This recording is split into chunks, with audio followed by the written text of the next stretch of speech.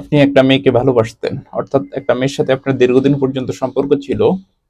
মেয়েটা আপনাকে ছেড়ে অন্য একটা ছেলের কাছে চলে গেছে, অথবা আপনাকে বাদ দিয়ে অন্য একটা ছেলেকে বিয়ে করে ফেলছে।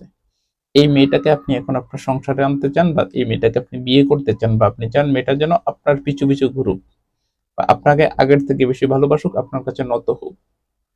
এই কাজটি যদি আপনারা করতে চান তাহলে আজকের ভিডিওটি আপনার জন্য। তাহলে খুবই গুরুত্বপূর্ণ। ভিডিওটিকে না টেনে একটু শেষ পর্যন্ত দেখার চেষ্টা করবেন। ভিডিওটি শুরু করার আগে সংক্ষেপে কিছু কথা বলি। টিকটকে আমি কখনো আমার কোনো ভিডিও ছাড়ি না। কিছু প্রতারক চক্র আমার ভিডিওগুলোকে টিকটকে আপলোড করে আপনাদের সাথে বিভিন্ন রকম প্রতারণা করে। প্রতারক চক্র থেকে সাবধানে থাকতে স্ক্রিনে দেওয়া 3355 নাম্বারে ভিডিও কল দিয়ে কনফার্ম হয়ে তারপর আমাকে কাজ দেবেন। চলুন কথা না বাড়িয়ে ভিডিওর মেইন আলোচনায় আসতে পারি।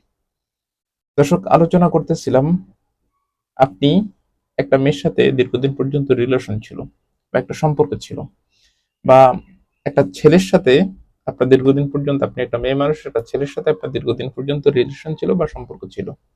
হঠাৎ করে ছেলেটা বা মেয়েটা আপনাকে ছেড়ে চলে গেছে, মানে সে এখন আর কোনো সম্পর্ক রাখতে চায় না, আপনার প্রতি তার কোনো ইন্টারেস্ট নেই, বা কোনো প্রকার আপনার প্রতি তার কোনো ফিলিংস নেই।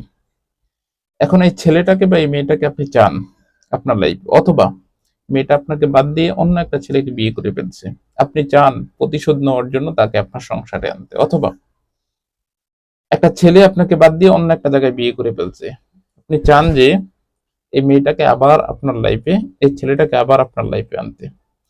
এই কাজগুলো যারা চান, এই কাজগুলো করার ক্ষেত্রে অবশ্যই রাজমোহনী বশীকরণ করতে হবে। রাজমোহনী বশীকরণ করার অনেকগুলো পার্ট আছে, তার মধ্যে একটা পার্টের কথা আমি আজকে আপনাদেরকে বলি।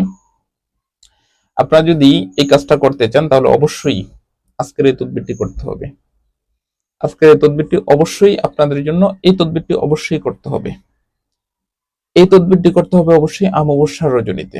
রাজমোহনী বশীকরণ করার কোন টোটকা বা রাজমোহনী বশীকরণ অমাবস্যার রজনী ছাড়া কখনো হয় না, বা করতে চাইলেও হবে না। তো তাবিজটি বা তদবিরটি কিভাবে করবেন সম্পূর্ণ বিষয়টি আমি বলছি। আজকের এই ভিডিওর শেষে আমি একটি তাবিজ দেব। এই তাবিজটি অমাবস্যার রজনীতে, এই তাবিজটি অমাবস্যার রজনীতে বোসপাতার উপরে বা হরিণের চামড়ার উপর লিখতে হবে। অমাবস্যা রজনীতি লিখতে হবে, ওই রজনীতি এটার কাজ কমপ্লিট করতে হবে। তাবিজটি লিখার সময় আপনার শরীরে এক টুকরো কাপড় থাকতে পারবে না, এবং আপনার শরীরটা সম্পূর্ণ নাপাক থাকতে হবে।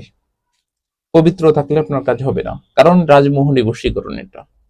আপনার নাপাক শরীর অবস্থায় এই তাবিজটি বোসপাতার উপরে বা হরিণের চামড়ার উপরে মেশকো জাফরান আম্বরের কালি দ্বারা লিখবেন।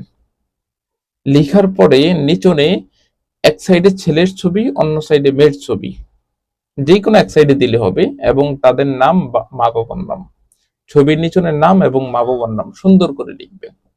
লিখার পরে শ্মশান হোক বা পুরাতন যে কোনো কবরস্থান হোক, ওখানে অমাবস্যার রজনীতে একা, গভীর রাতে একা যাবেন।